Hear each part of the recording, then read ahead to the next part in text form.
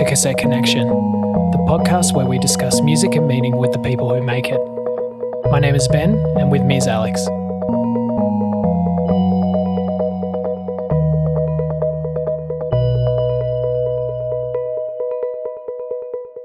This episode, we talk to Brisbane musician Padraig Parkhurst.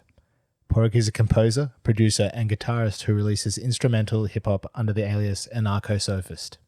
As well as producing instrumental hip-hop, Padraig has a background in classical piano and guitar, with his pieces being performed on stage in San Francisco, San Diego, Fresno and London. Padraig tells us about his musical education and how growing up in remote Australian communities has influenced his listening and later compositions. We touch on why he began composing and what led to the creation of the Anarchosophist project. We discuss a wide range of topics, everything from production techniques to Padraig's thoughts on the genre he inhabits.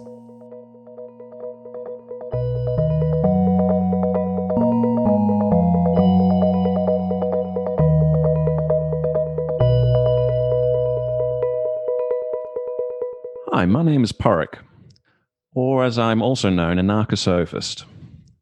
I'm a Brisbane-based composer, guitarist, and producer, working mainly in instrumental hip-hop at the moment.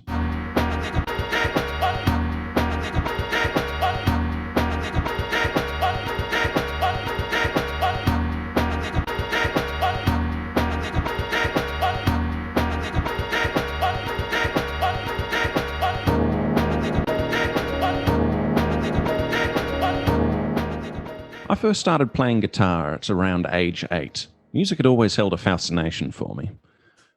Back when I was a very little kid, I lived in the Aboriginal communities of the Northern Territory.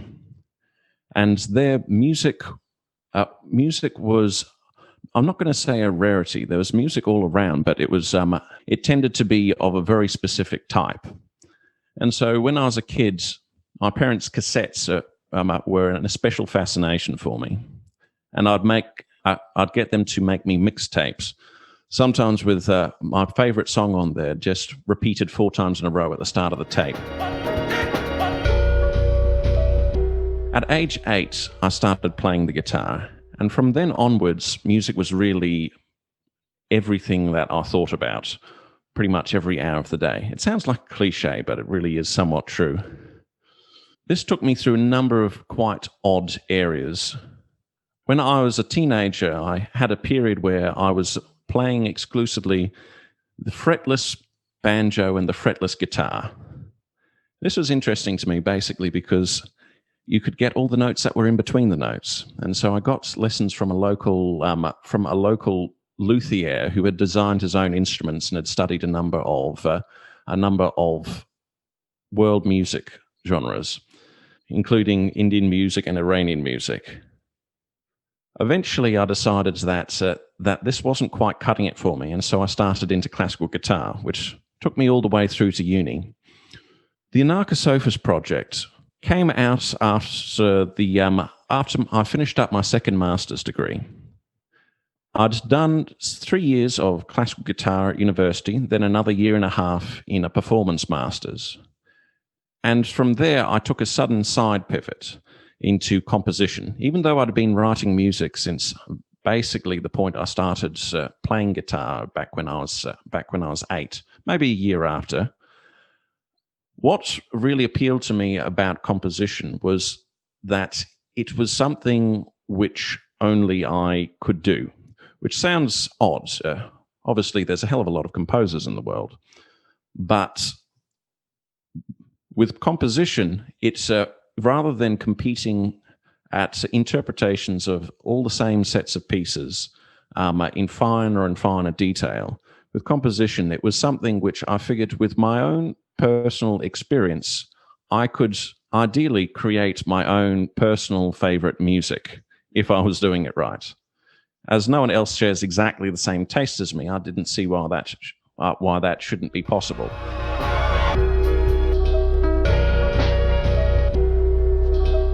At the time, I'd been struggling for a few years with chronic pain. My excessive guitar playing had basically done in my neck and shoulders, and I had migraines. I had a headache really for about 3 years straight. migraines 3 or 4 days a week. And so the constant pressure of trying to prepare pieces to an incredibly high level, sometimes 50 hours for 4 minutes of music, was just a huge amount of pressure to keep up. Because, of course, as soon as you put down the guitar for a few days, then you discover that you have to work back to get back to the level that you were at. And so the first appeal of composition as a main focus, not the first appeal, but something that really made it stand out for me, was that once you wrote the notes down on the paper, they stayed there. And so I went back to uni and I did my second master's degree, this time in composition. And I had I had a certain amount of success. I won a competition in a classical piano composition. I had a couple of works performed on stage, San Francisco, San Diego, Fresno, London. But what I noticed was that after the music was performed, nothing happened. Often there wasn't even a recording of the performance, and it was like it hadn't even occurred after the event. And so I thought there must be a better way of doing this. And so my first thought was, I'll take these compositions and I'm going to rework them in such a way that they can have something of a listening audience rather than just a performance audience.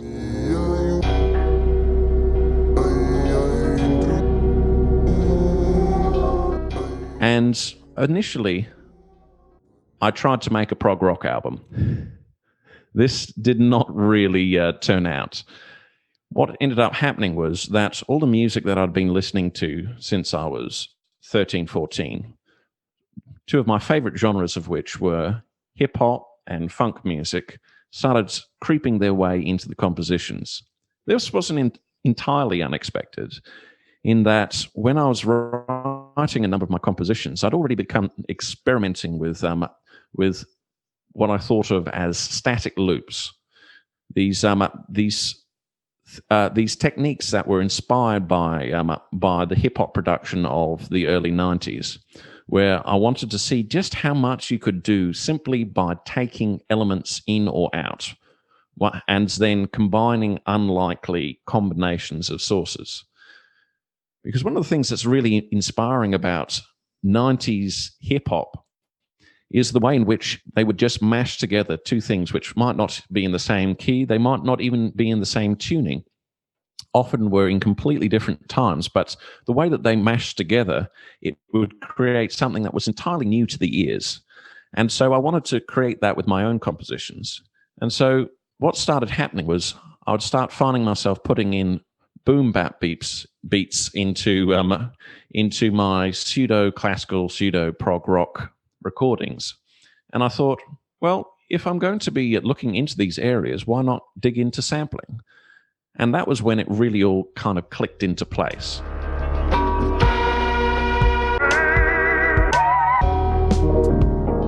When I was very small, maybe about a year and a half, my parents moved to the remotest communities really in the planet, out in the deserts in the Northern Territory. The first place we lived was actually maybe the second place we lived was Kintor or Wallangaroo, which was about 500 kilometers from the nearest coffee shop. We used to have to get our food airlifted out and dropped in the middle of the desert. You'd have to drive out in the middle of class and try and pick them up before anyone else could get there first. One of the things that was interesting about this was that I had these two very, very different musical cultures that were going on around me.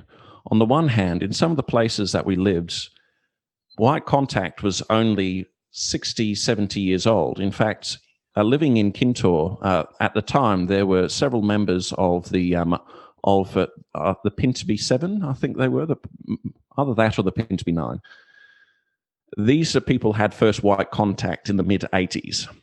And so one of the things that was quite interesting about the upbringing was that we had music quite regularly playing around us in the community at corroborees, at events, which was just straight up traditional Aboriginal music. Then at home, my parents had their collection of classical LPs, cassettes, and then we had folk music in the car. And so, from a fairly young age, I was fascinated by how sound could be so different in different contexts.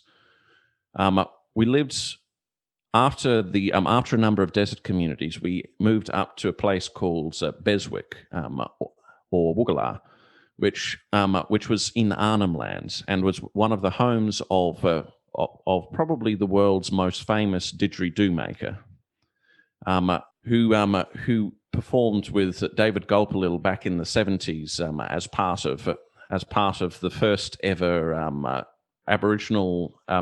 traditional Aboriginal dance crew to travel the world. I believe at the time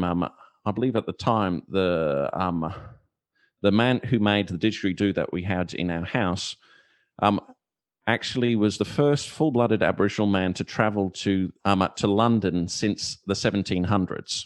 And so we had this interesting combination of the music that we had there, which had these incredible meters, things like sort of 17, 16, etc. These almost Balkan-style meters where you have lots of groups of 2 and 3, and you had some all of this on the didgeridoo and the clapsticks, and this microtonal singing that would go with it. And then I would listen to the music at home, and it would be an orchestra, or it would be simply an acoustic guitar and voice. And then on the radio, we all that was played up there was either reggae or country. And so hearing how different music could sound in different contexts was a constant point of fascination for me.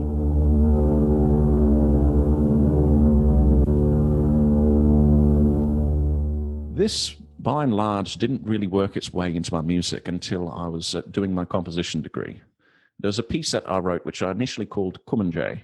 So Kumanjay is one of these words which is used to replace the name of someone who has died, or else any words that relate to that person's name. Because in the Western desert cultures, it is considered to be very bad luck to mention someone's name shortly after they've died. It's because of reminding of the survivors of that person when they are going through grief.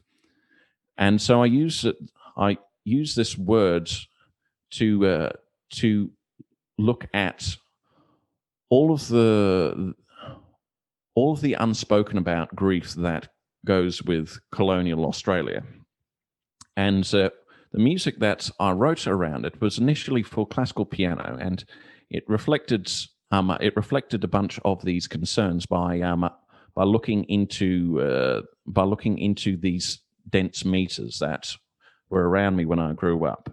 So it had in there 19, 16, 5, 8, etc. All these constant shifts in there, and I wanted it to be like flicking through radio channels, because of the way in which you have these beautiful environments, but then you have these incredibly dark histories attached to them. So it was.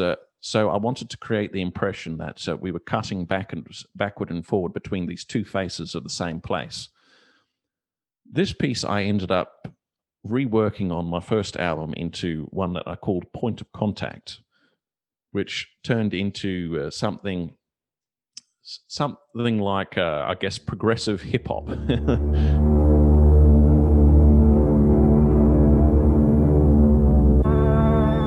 The use of microtones that came up again on my latest album, Into the Cage.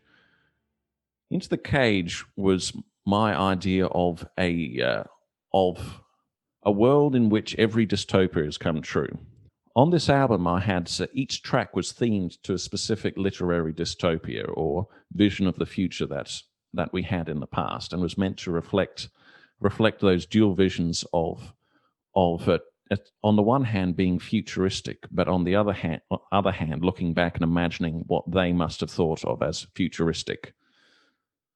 On one of these pieces, Merc Outside, Merc Inside, I wanted to reflect upon ecological disaster. One of the focuses of the 50s, 60s, and 70s sci-fi were worlds in which smog had covered basically the entire planet.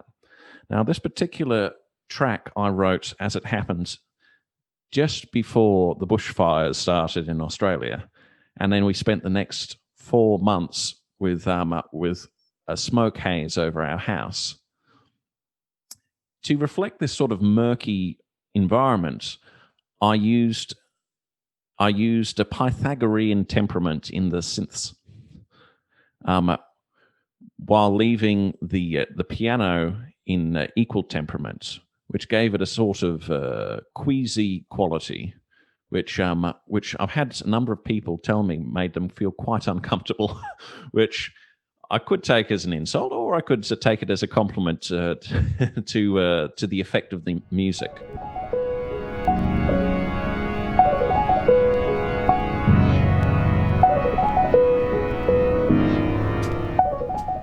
A couple of the other pieces on the album also looked into similar sorts of themes. So there was a piece called "Sentient but Not Alive," where I decided similarly that I was going to use an 18th century temperament in the arpeggiator and in the synths, and then I tuned the mini Moog sounds down by a few cents to make everything slightly flat and, as such, darker. So I suppose that in some ways my upbringing found its way into the music through that.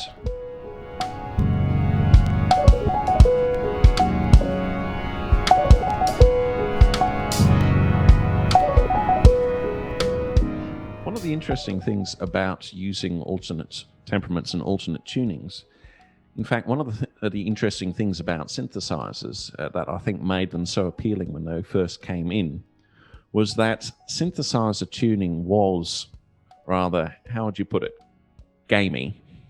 Before the late 80s, the systems that they had to keep synthesizers in tune were rather dodgy, especially if you were working with modular synths, etc. And now that we have systems to perfectly tune synthesizers, I do think that there's something that has been lost from synthesizer music. Yeah, you kind of lose that wobble, a bit of that kind of natural element to them, even though it's electricity and that kind of thing. Exactly. There's a certain darkness to old synth tracks that almost can't be replicated if we're tuning it too nicely.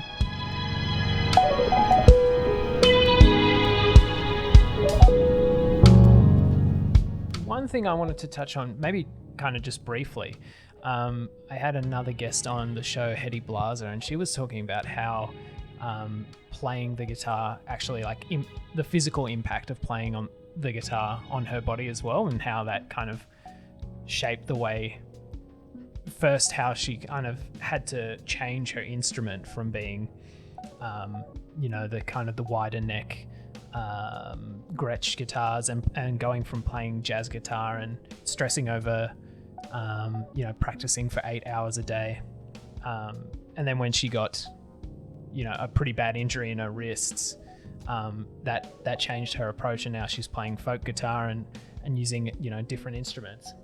Could you talk about how that kind of physical impact on the body changed your work as well? I guess the largest thing was the realization around about 2014, around the end of 2014, I realized that I had a headache nonstop for 2 years. And I thought, that's probably not all that normal.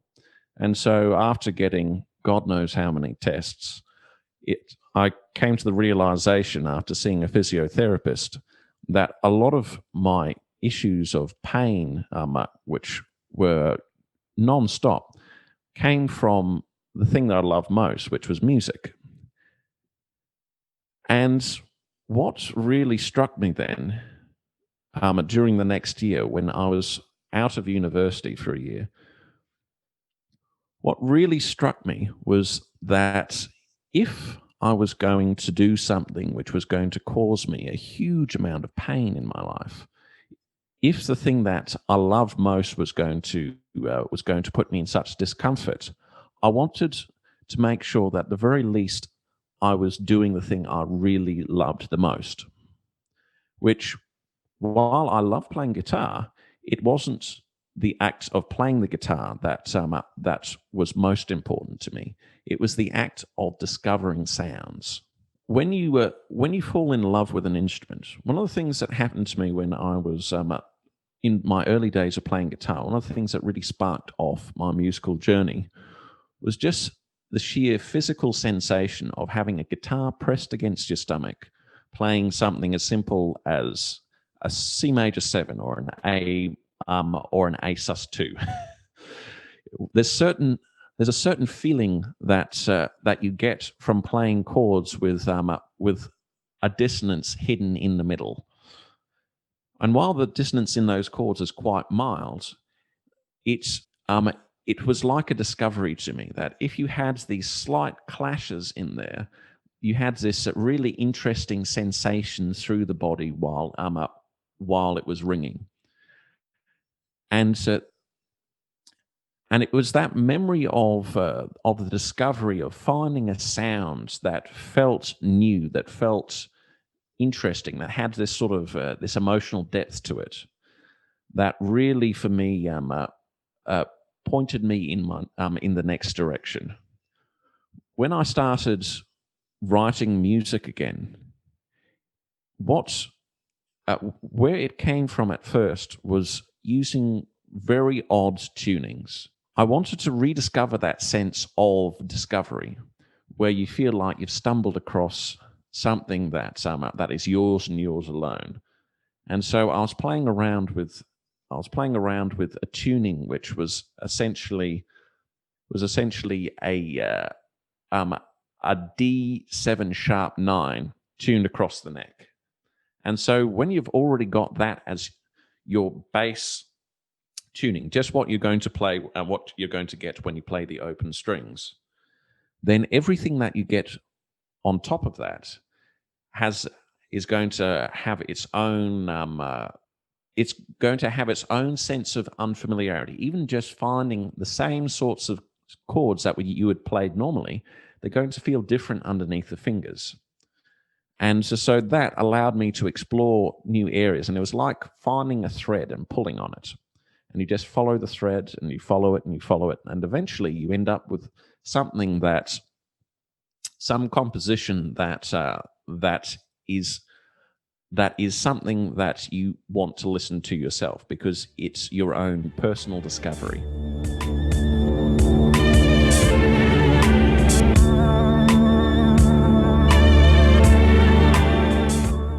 Anarchosophist is essentially a pun on anarchosocialist, which is obviously a little bit obscure, and I didn't expect a lot of people to get it, though there's been a couple. But anarchosophist, the idea was a sophist is someone who is the source of the word sophisticated.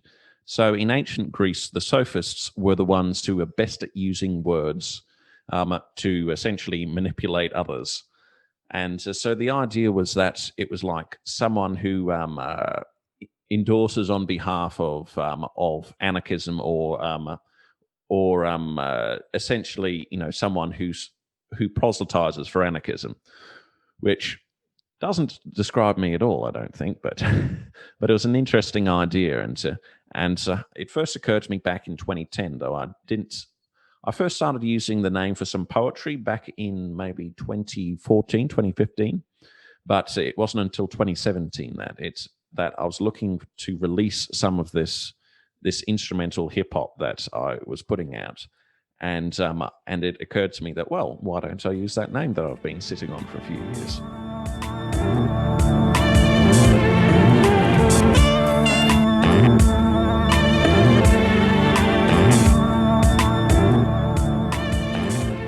I guess one of my big questions is kind of where do you start?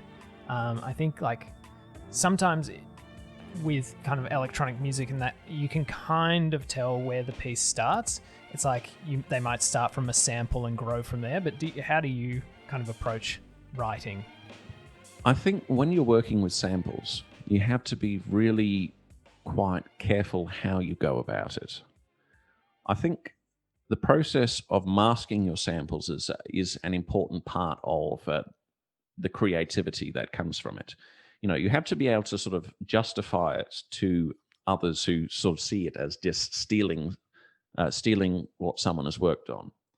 What someone has put a huge amount of work into. And so for me, what I did at the outset was I set up certain rules for myself. Things like I wouldn't use samples longer than 1.5 seconds or up to about 3 or 4 notes in the same order as they were in the original piece of music. If you cut a piece of music into small enough chunks, then you've essentially got an instrument that is new for every piece you're working on, but an instrument nonetheless that you can play by just hitting things at the right times. And especially if you retune some of the samples, you change the speeds, etc., you're left with something which is completely unrecognizable from the original project. One of the first things I played around with sampling was actually a Messiaen piece of music. I won't say which one. I started out with a piece of Messiaen which I loved the chords in, and I thought, what an incredible shame it is that these incredible pieces of music that were written in the first half of the 20th century through to the middle of the 20th century, you would get these incredible chords which were like nothing else you've ever heard, and then they'd be used once and never again in another piece of music. And so part of what appealed to me about sampling was that it was like recycling. It's like, as a composer, you're expected to study other people's works. And in essence, you're expected to, in an artful way, steal from other composers' works. You study their orchestration. You look at how they combine certain sounds, or how they get, or how they use certain chords, how they change between keys, etc. And you are then supposed to use that in your own works. Now, with sampling, this is in a bit more of a direct manner. You can hear just a texture sometimes, or a particular chord, or just a combination of sounds that you wouldn't expect. And then you can use that as an element in your new work. But the interesting thing about doing it as sampling rather than doing it as just study with a pen and paper is that even as the composer of the work, you can find new things when you do this long after you've finished the track. It's like every time you re-listen, it can be a point of discovery, because perhaps there's a little sort of cough or a bit of chatter in the background that you'd never noticed before, or that perhaps there's a certain resonance of another instrument that rings on in the background that was never obvious until you'd listened to that tiny little fragment hundreds and hundreds of times. And so for me, part of what makes sampling such a rich process is taking things that were never intended to be juxtaposed and just shoving them right up next to each other so that you hear them in brand new ways that you didn't before.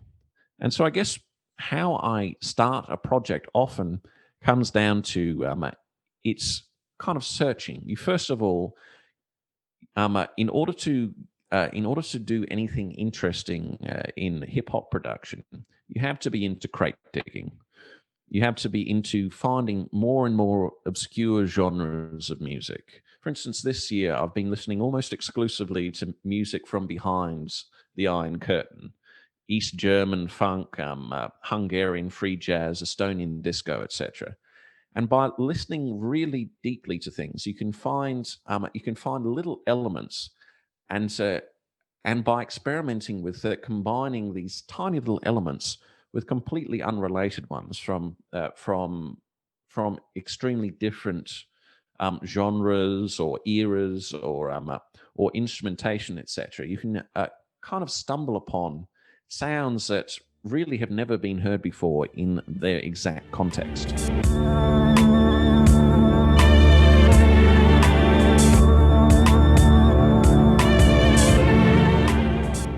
Building off of those samples, how is that compositional process for you? Are you choosing specific instruments, specific synths? What's that like? Well, often what it comes down to is listening to your track and listening for what is missing. So often you can hear certain spaces or certain elements that are crying out to be brought out in the music. And so, for instance, you might hear that it's a little empty at the top end at some points, or there's something that just needs to take this fairly ordinary idea and sort of bring out the profundity of it. And so sometimes that can be something as simple as playing around on a synthesizer, which is especially fun when you've got an analog one, because they respond in ways that aren't always predictable. You can make some small adjustment on a filter or to the waveform, etc., and then suddenly you've got this completely alien sound coming out of your speakers. And so I try to make each project specific to the sounds that I'm looking for in that project.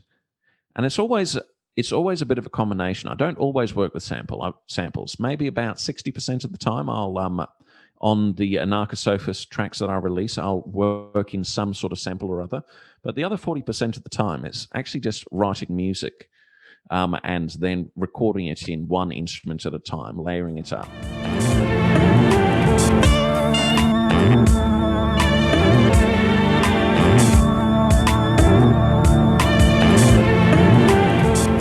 I mean, there are certainly elements of habit where, because you're used to listening to certain combinations of sounds, certain instrumentation, perhaps in funk music, for instance, you'll have the drums, you'll have the bass, you'll have the guitar, perhaps a clavinet or a piano or some Rhodes, etc. And so you'll be listening out for whether those elements would be wanted in the track. And then it's a matter of experimentation. You almost have to jam with your own track until you can find ideas that really just click in and bring it to life in an interesting way.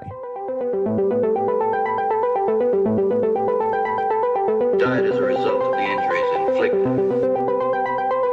Go to the devil.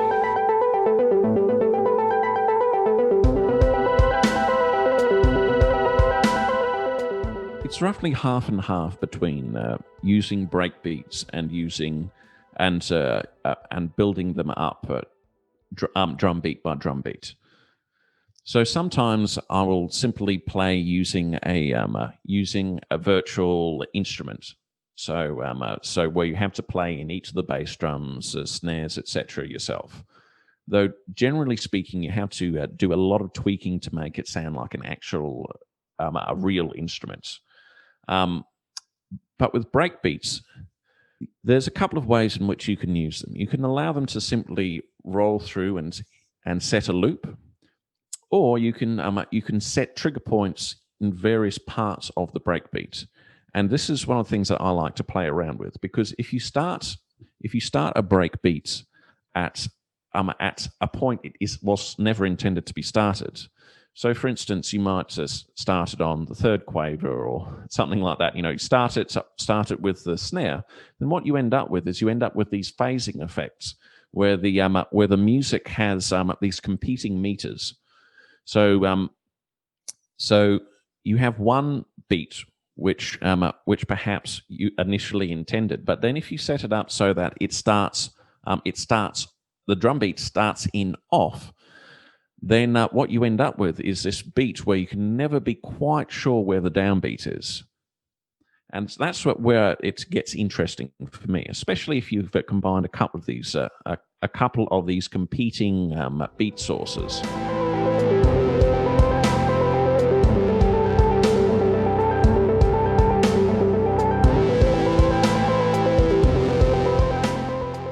of the really fun things about sampling, for instance, is setting it up in such a way that it doesn't quite fit. So especially for instance with drums, if you haven't set it to exactly the same tempo as the rest of the piece of music, then what you can get is this quite off kilter sense of swing, where things keep trying to get out, but then they suddenly snap back into place by the next loop. Yeah, I can't remember who it was, but one of the legendary kind of hip hop producers, I think, made that point of like when he would use a drum machine, he said I'd always kind of push it back slightly just so it felt more natural. Yeah, absolutely.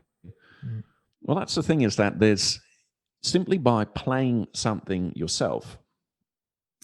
If you have a real drummer, there's a huge amount that they're doing, even for very simple beats, of slightly moving the beat forward or back in relation to the underlying tempo. And so part of what can be a struggle when you're working with electronic sounds is this desire that we get from being performance background, where we're trying to make everything as tight as possible.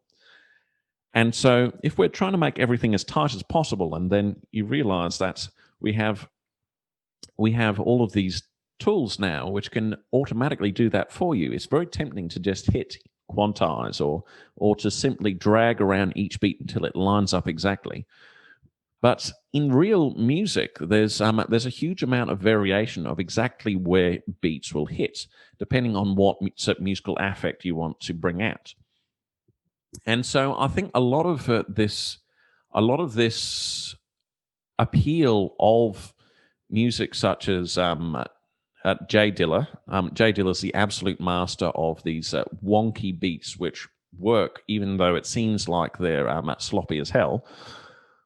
But then you also have all sorts of other producers where, because they're working with these old school drum machines, these drum machines where you have to actually dial in percentage points to change the speed of something, or else you have to change the speed and pitch together.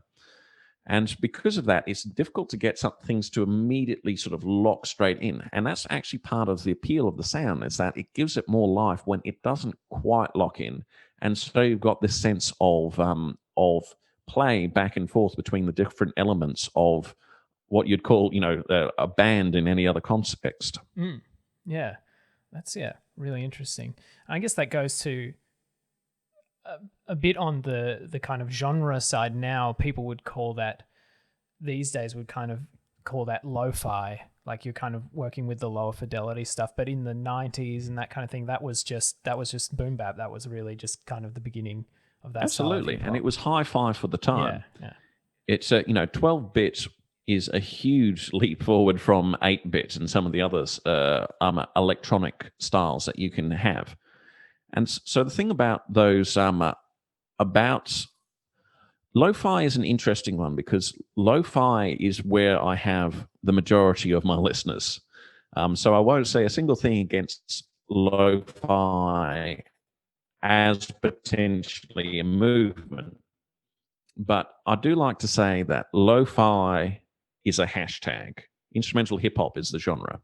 But that doesn't mean that lo-fi can't be a source of great inspiration. Even the words alone, lo-fi, has sparked this renewed interest in analog forms of recording. I collect, as a matter of course, outdated technology. So I've got myself a reel-to-reel, some old dictaphones, old cassette decks, etc., so that I can play around with all those elements. Because part of it, I think, is that there's a desire among people to have something which is still alive, something where there's a sense of chance and a sense of discovery to it. And the thing with lo-fi, when it's done well, is that we keep in all of those elements which current technology allows us to remove from it. It's possible now to record entire pieces of music without ever using a microphone, and as such, there's no air in there. You record anything, no matter how well you record it, there's going to be a certain room noise that comes with it. And so the thing about lo-fi as an idea is that it's about looking for and keeping in all those elements which our logical brain wants to take out. Things like the sound of the crackle of the vinyl, or things like the wobble of tape, or certain hisses, and all of those sorts of elements actually add a certain something to the music.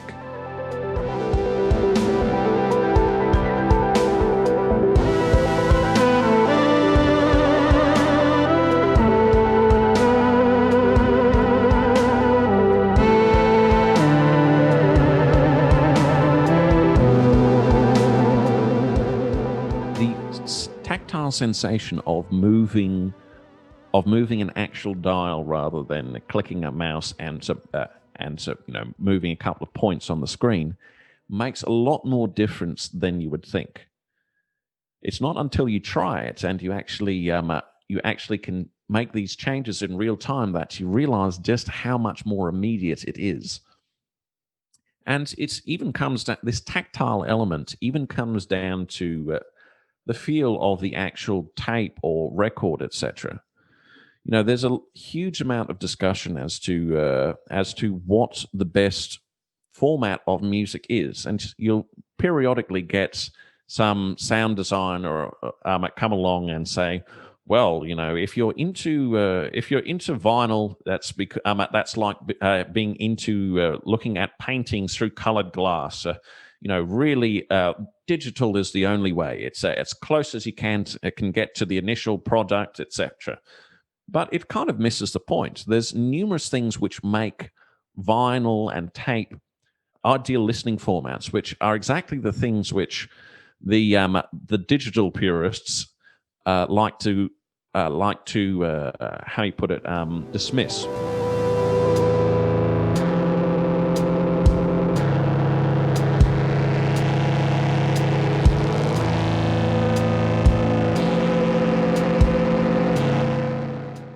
With cassette and vinyl, it's not convenient. That's actually part of the appeal.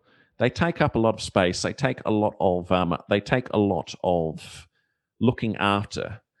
And when you listen to them, it's actually it's such a pain to try and find individual tracks that you tend to listen to them as whole albums.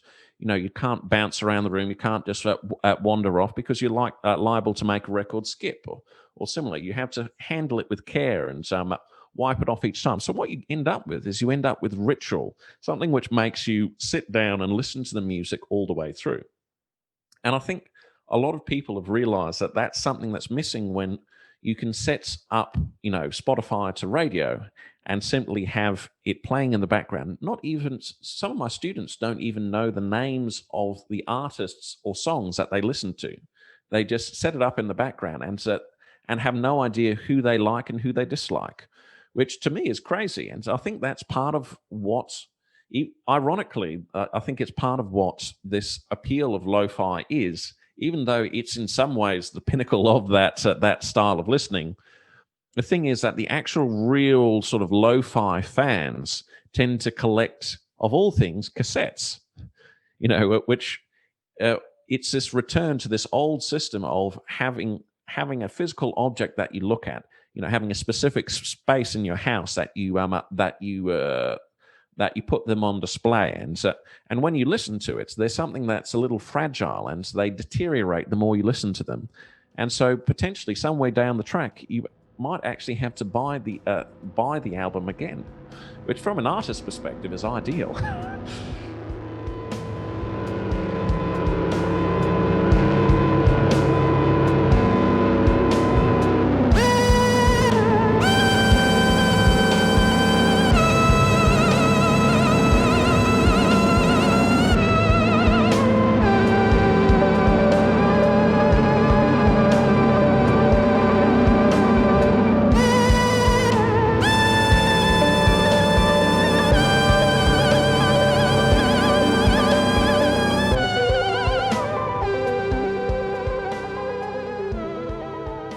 To a certain extent, the instruments are decided by what is available to me. As a guitarist, I tend to use guitar a fair bit in my projects, a bass guitar as well. And with drums are pretty much a must for the genre I'm working in. And with piano and various other keyboards are some of the more direct ways you can play music using modern tools. Because in order to play anything into your computer, you have to actually play it through a keyboard or similar. And so I tend to use keyboard sounds a lot, partly because I like them, but also partly because there's something a lot more direct about trying to play them in. The other sounds that I use are more just to do with my taste. So, for instance, I use a lot of mellotron because I love prog rock. And there's also something about the sound. The thing about a mellotron is that because it's already working from tapes, it's no longer a matter of imitating a mellotron. You can use the actual original recordings, the actual sort of sound of the tapes, to reconstruct, a mellotron within your own house. And especially if you then record those mellotron stems onto tape, you then have a sound which is almost unidentifiably different from the original. It's like it's almost exactly the same, is what I'm trying to say. And in terms of other sounds, you've got to be careful what sort of instruments you use, because the simple fact of the matter is that not all virtual instruments were born equal.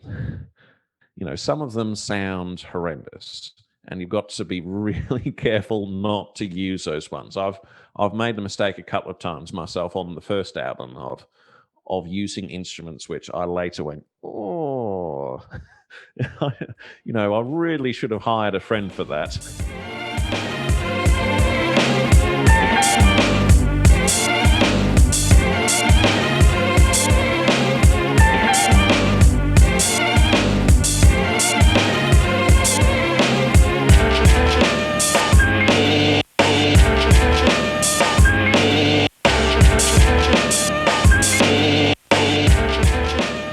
Mostly the saxophone is through collaboration. So I have a friend, Yuri Days, who plays in a number of bands around Brisbane. And I've hired him a couple of times to play on, I've collaborated with him a couple of times on tracks. So, for instance, on I'd Have Killed It Myself, I got him over to play a saxophone solo over this particular track. And I recorded numerous takes of him playing the saxophone solo. And it was one of these moments one of these sort of serendipitous moments where I accidentally hit unmute on all of the saxophone tracks at once. And I heard this incredibly raucous sound of this incredibly dissonant sort of a triad being played across these three saxophone tracks, and I thought, wow, I've got to use that.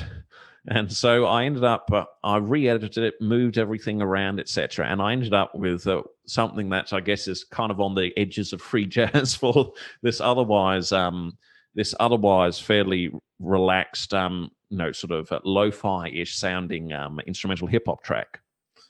And then that goes to the collaboration process as well. Is that, how do you approach collaborating and that kind of thing? Because do you go, he's basically the head of the piece that you're going to be soloing over, or are you writing and prescribing something, or how does that work?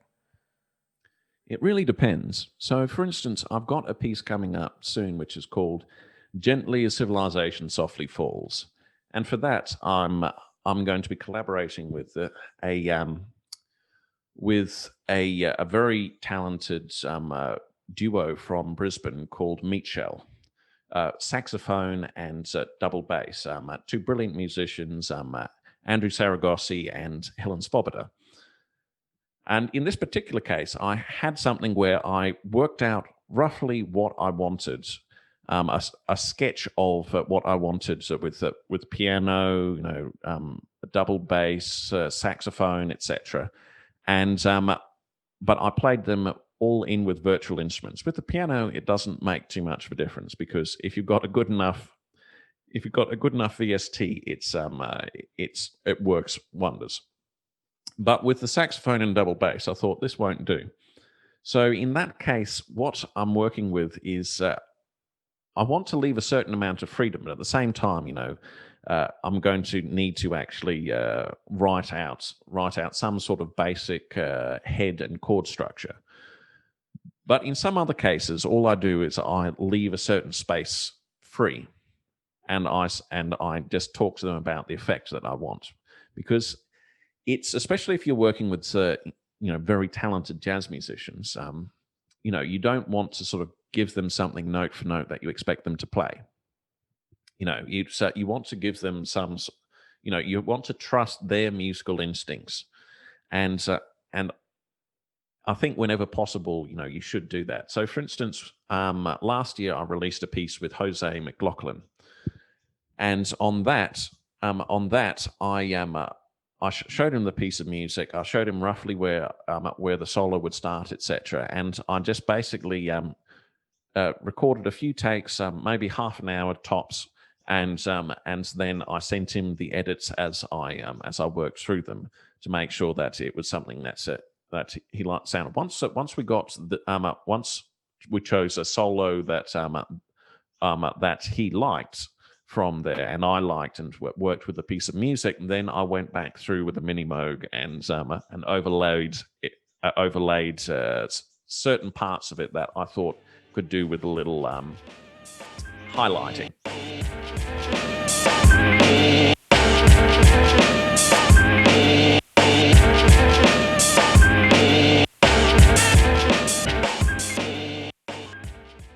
For me, the sonic aesthetic is pretty clear, but on top of that, you've also got a really well-defined visual aesthetic as well. Can you talk about that? Part of the Anarchosophist world was I wanted to bring something more to the sound. So lo-fi as a genre tends to be somewhat dominated by playlists, and I won't complain about them. I run 4 of them myself, but and it's fine that it runs on playlists. Each of those tends to be sort of themed to a specific idea, etc. But what I wanted to do with both of my projects was I wanted to bring something of the album, something that would reward listening to it in order.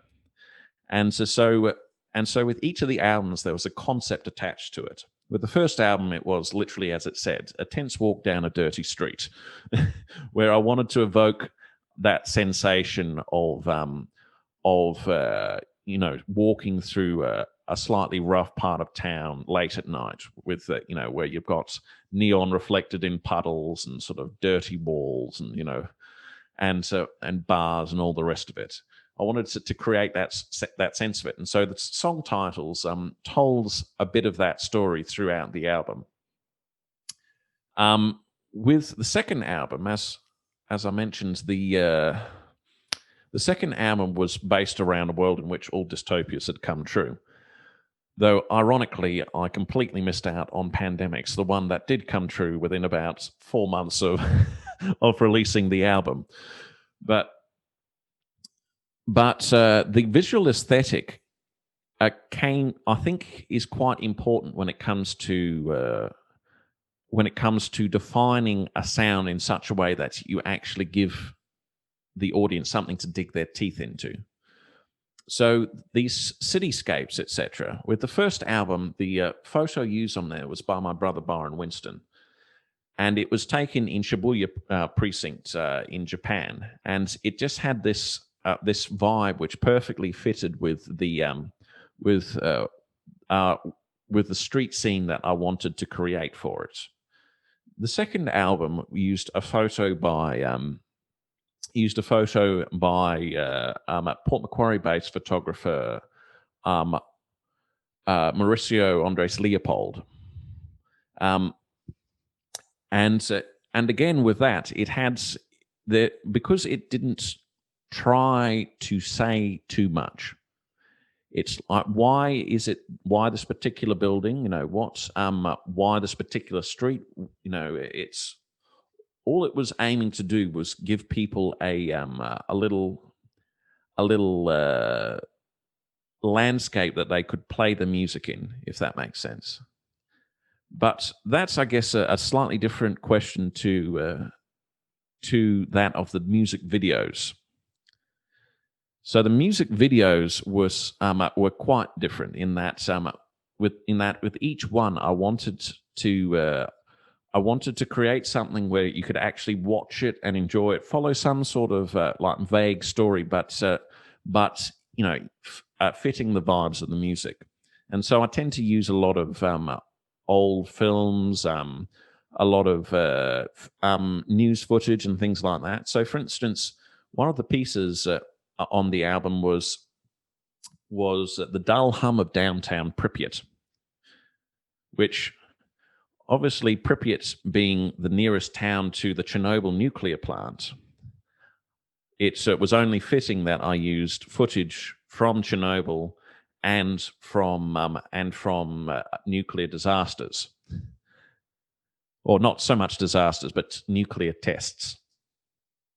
And so that one, it almost chose itself for me, and it was just a matter of piecing them together in such a way that really makes the storyline of the piece of music explicit in such a way that I can't do without an explanation of it.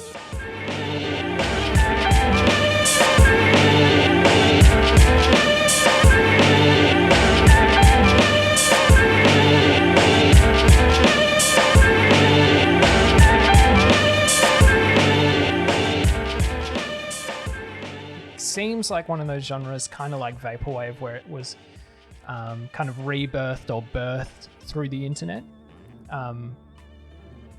In a way, the history of it isn't so much that, but like a lot of sites like YouTube and SoundCloud have kind of been the platform through which people have kind of rediscovered it. Well, yes, in a sense. So all of the internet genres, as it were, so vaporwave, synthwave, etc., all of them have kind of their recent history, and they have what they're trying to achieve. And with each of them, while the problem really is market saturation, if you listen to, for instance, Floral Shop by Macintosh Plus, it's a brilliant album. It's a lot of people might not agree with me here, but I think that what was done with that album was incredible for a female 18-year-old producer who had never released anything before in her life, to the best of my knowledge. There's not... and she accidentally essentially created a genre from her bedroom while joking around with friends on the internet. It's not really spoken about a lot, how that sort of came about. That's quite an unusual sort of origin story. But the thing is that that with each of them, they have a prehistory as well. And so with vaporwave with the chopping and cutting, chopped and screwed sound, that all dates back to DJ Screw in the 90s and the Houston hip hop scene. So you've got a very new take in the case of Floral Shop to that sound, and then you've got a bunch of imitators or people who are trying to recreate the sensation of being in a mall with mall soft, etc., which is not something I've ever really gotten into. Same thing with synthwave. With synthwave, there are countless artists from the 70s and 80s who played around essentially with creating avant-garde music using synthesizers, arpeggiators, etc. And that has a very distinctive sound to it, but not as distinctive as what we have now. So what I mean by that is that what we have with each of these genres is like they take a specific handful of tracks from within a broad genre, and they turn them into the starting point for a brand new genre. So it's like oh, I really love this track on this specific album, but I wish the whole album was like that. And so now we've got now now the music listening world is so rarefied that you can actually do that and say, well, you liked that one particular track on that one particular album from 1983. Well, I've just created an entire discography based around that one track, which is interesting. It's also slightly perturbing, but it's also interesting, and that's kind of what we have with lo-fi. Lo-fi, for the most part, is trying to recreate a very specific sounds that was on just a handful of Nujabes tracks, because some Nujabes tracks range from full-on dance music, things like almost sort of drum and bassy type things. Some of them are incredibly dark, some of them are straight up hip hop. But on a few of his tracks, he has this this sort of warm anime vibe to it, this sort of post Studio Ghibli vibe, and that kind of is the starting point for the current genre. That and a few artists who took that sound and then built upon it. So, for instance, BSD.U and a few others like that.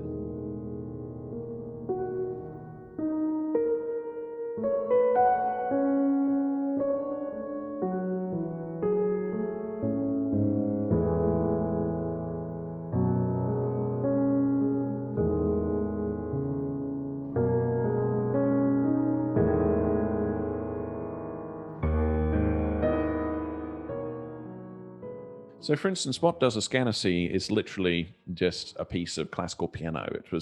I wrote a suite of pieces called, back during my second master's, called, oh, now I'm going to struggle to remember the name of it, called First They Slaughtered the Angels. And it was it was based around a set of poems by Lenore Kandel. And so for those pieces of music, it seemed to me an incredible shame to have written these pieces that I was really rather fond of, and then to have them just disappear by the wayside, or else to have to contact individually a bunch of pianists and hope that one of them likes them enough to regularly perform them in their concert works. And so I thought, well, you know what? If I've been given this platform of a sort of a fairly consistent listener base of 1,000 to 2,000 people who check it out each month, then why not use it as an opportunity to expand their taste somewhat? And so onto each album, I've worked in certain modern classical pieces, certain pieces which are essentially straight jazz.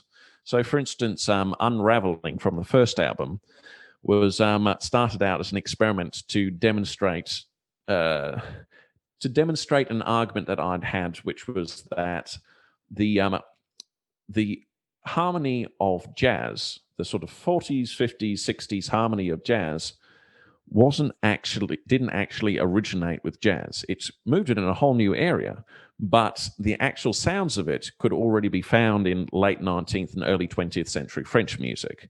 And so Unraveling, once again, a pun, is actually a reworking of a piece by Ravel, where I sliced it up into each of the chords that are used in it are from that Ravel piece, but I recut them in such a way that it turned into essentially a straight piece of jazz. But the thing is that because we have an audience in lo-fi that primarily listens to lo-fi, there's without any perspective to it, there's nothing to mark out a piece of jazz as being separate to lo-fi as a whole, so long as it has a specific vibe to it. And so that's kind of what I wanted to just demonstrate with a couple of the tracks on these albums, is that whether it's classical or whether it's jazz or whether it's lo-fi, if you actually just listen to it, there's nothing to say to people, don't listen to this track. There's nothing that actually marks out these genres as, verboten,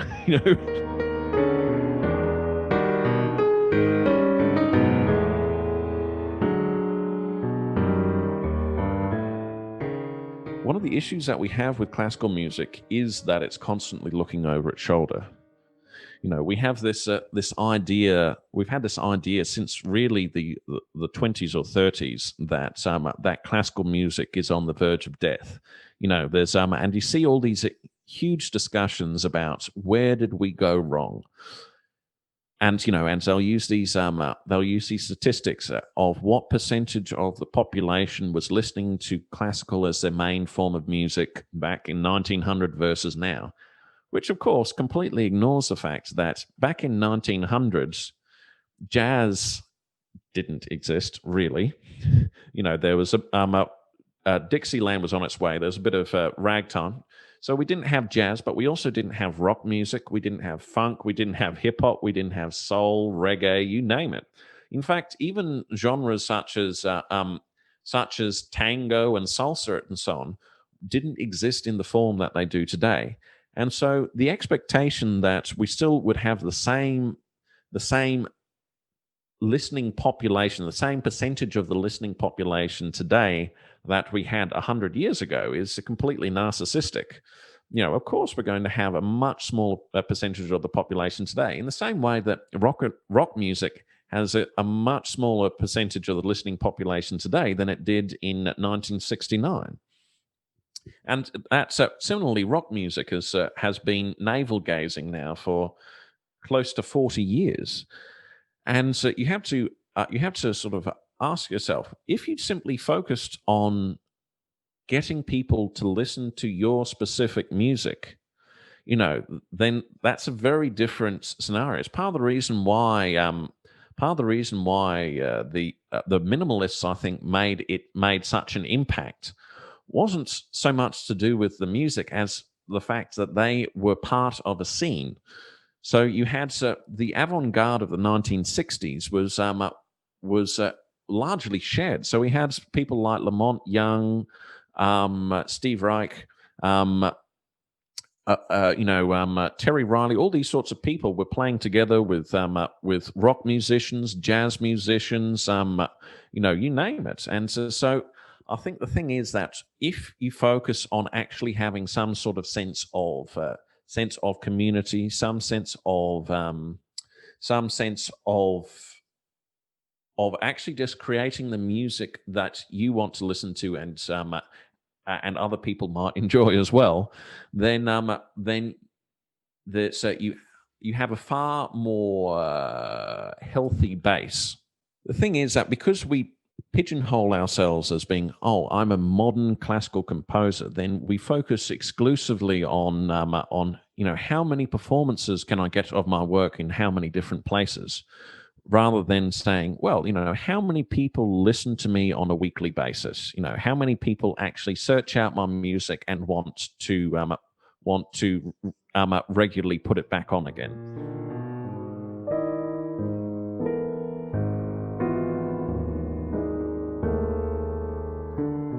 The last thing I like to ask everyone is, what are you listening to at the moment? That's a difficult one.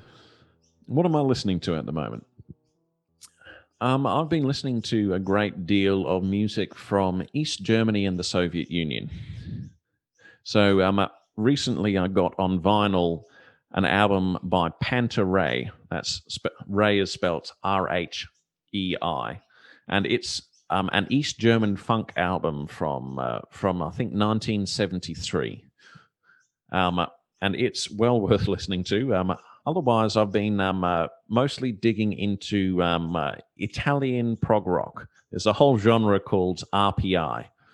So groups like Maxophone, Premiata Forneria and Barconi, Banco del Mutuo Soccorso, any one of their albums is pure gold from start to finish.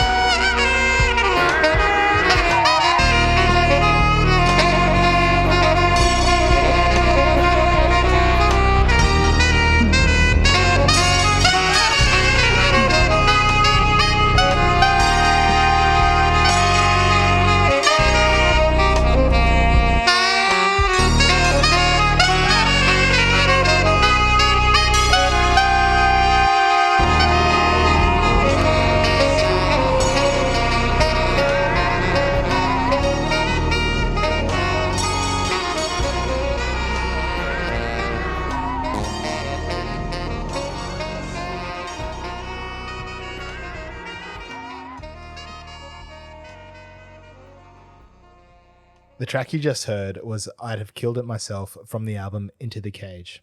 For more information on Padraig's work, head to our website, cassetteconnection.com. I don't know what to say. That was such a good interview. I think I'm just going to throw straight to you. Yeah, well, I would have to follow the same. I'd have to echo your sentiments because that was incredible. Yeah. It was so in depth, and just the breadth of knowledge that came out in that interview about kind of all things, not only that genre, but everything leading up to it. Yeah, totally. And, you know, like you said, the breadth of knowledge, but to go so in depth on every aspect of it was really, really good. Yeah. Yeah. And there's so many conversations you can have based off the back of that. We could talk about recording techniques. Yep. We could talk about writing, talk about using instruments. I forgot to ask, but I was going to ask if he actually had a mellotron. Oh, yeah. But they're fun instruments. They're very cool. But like, yeah, I mean, just the feeling. Like, we could talk about like actually, because I know I've experienced that as well. Like putting your hands on a reel to reel. Yeah, the And how- tactility. yeah. How that feels. Watching the tape go around and around. Being able to feel the tape, record a sample onto it and then cut it. Yep. And run that over the tape over and over again, even if it's not perfect. I think that's another big thing he touched on is like the not quantizing everything. Yes. Yeah. Going for almost, well, he said it, you know, going for that, I don't know how to describe it, that almost natural feeling of a live performance. Yeah. Yeah. Yeah, exactly. That kind of gives it that, I think he said that kind of thing, like that breath. Yeah.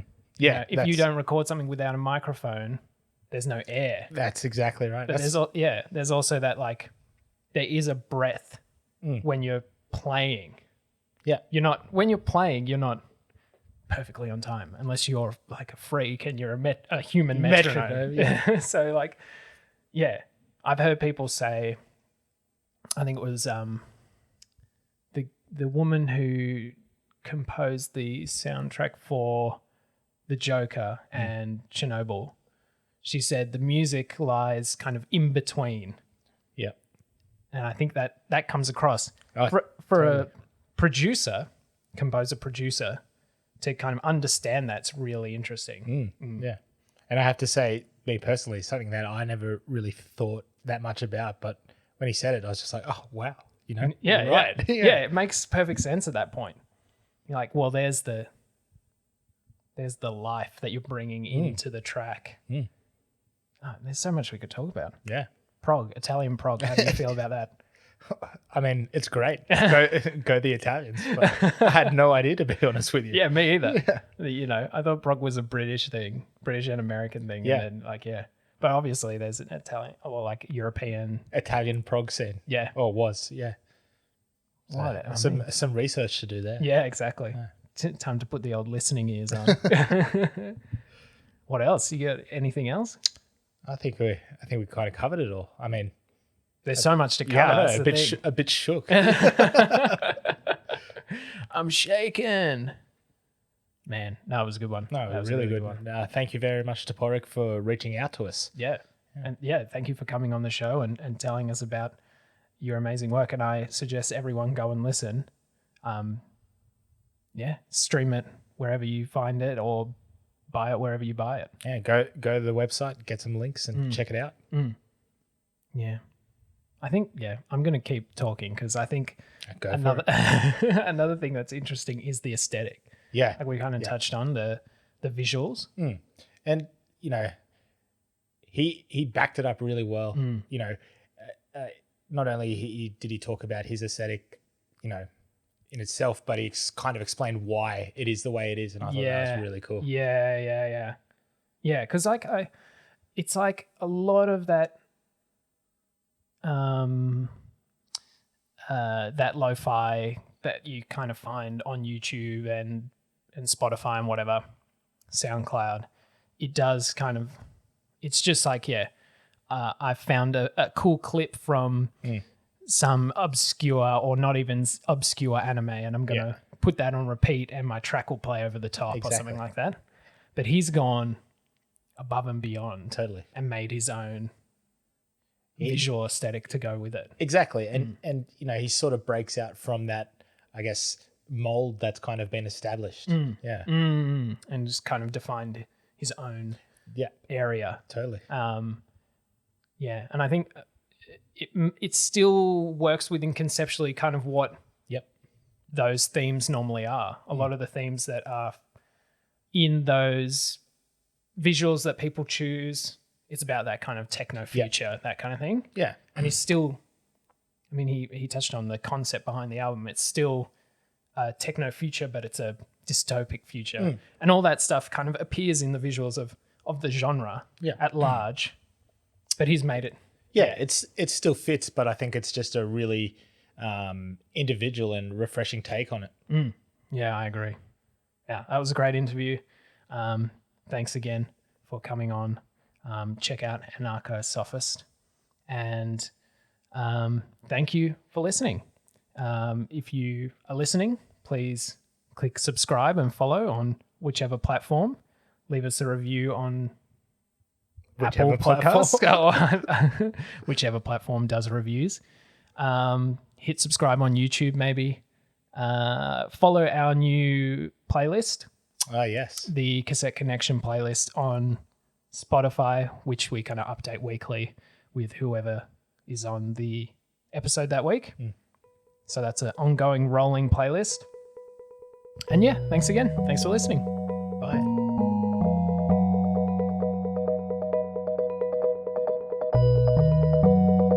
Cassette Connection is recorded and produced by Ben Harb and Alex Ferrugia. For more information, head to our website, cassetteconnection.com. You can follow us on Twitter and Instagram at Cassette Connection. And if you would like to be featured or just want to get in touch, our email is contact@cassetteconnection.com.